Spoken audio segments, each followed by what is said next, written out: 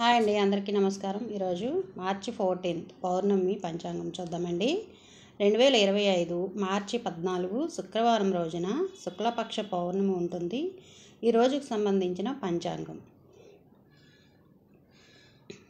తిథి శుక్లపక్ష పౌర్ణమి మార్చి 13 ఉదయం 10:36 నుండి మార్చి 14 మధ్యాహ్నం 12:24 వరకు తిథి ఉంటుందండి.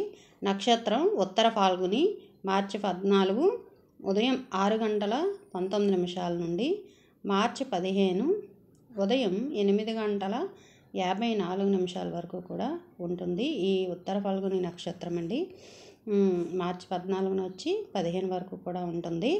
అలాగే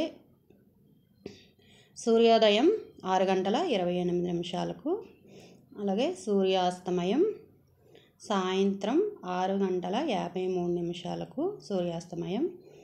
చంద్రోదయం సాయంత్రం 6:34 మార్చి 14 అండి. చంద్రాస్తమయం మార్చి 15 ఉదయం 6:53 చంద్రాస్తమయం అవుతుంది. అంటే చంద్రుడు అస్తమించే సమయం అన్నమాట.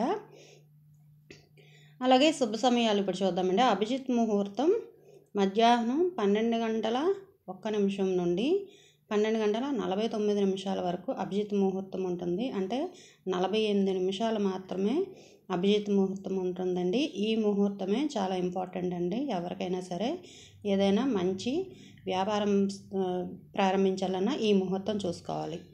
అలాగే అమృతకాలం రాత్రి 12:54 వస్తుంది. అమృతకాలం 2:40 వరకు కూడా ఉందండి. అమృతకాలం కూడా చాలా ఎక్కువ టైం ఉంది. అలాగే బ్రహ్మ ముహూర్తం ఉదయం 4:51 నుండి 5:39 వరకు కూడా బ్రహ్మ ముహూర్తం ఉందండి. బ్రహ్మ ముహూర్తంలో మనం పూజ చేసుకుంటే చాలా మంచిది. అలాగే అశుభ సమయాలు చూద్దాం ఇప్పుడు. రాహుకాలం ఉదయం 10:56 నుండి 12:25 వరకు కూడా రాహుకాలం అండి. ఈ రాహుకాలంలో మనం సోమవారం అయినా శివాలయంకి వెళ్తే చాలా మంచిదండి. సోమవారం రాహుకాలం టైంలో. అలాగే గుళిక కాలం ఉదయం 7:37 నుండి 9:26 వరకు కూడా గుళిక కాలం అండి.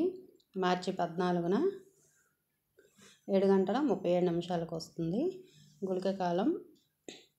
అలాగే దుర్ముహూర్తం చూద్దాం ఇప్పుడు. దుర్ముహూర్తం ఉదయం 8:51 నుండి 9:38 వరకు కూడా దుర్ముహూర్తం ఉంటుంది. ఇది ఉదయమే వచ్చిందండి. 8:51 వరకు నిమిషాల నుండి మొదలవుతుంది.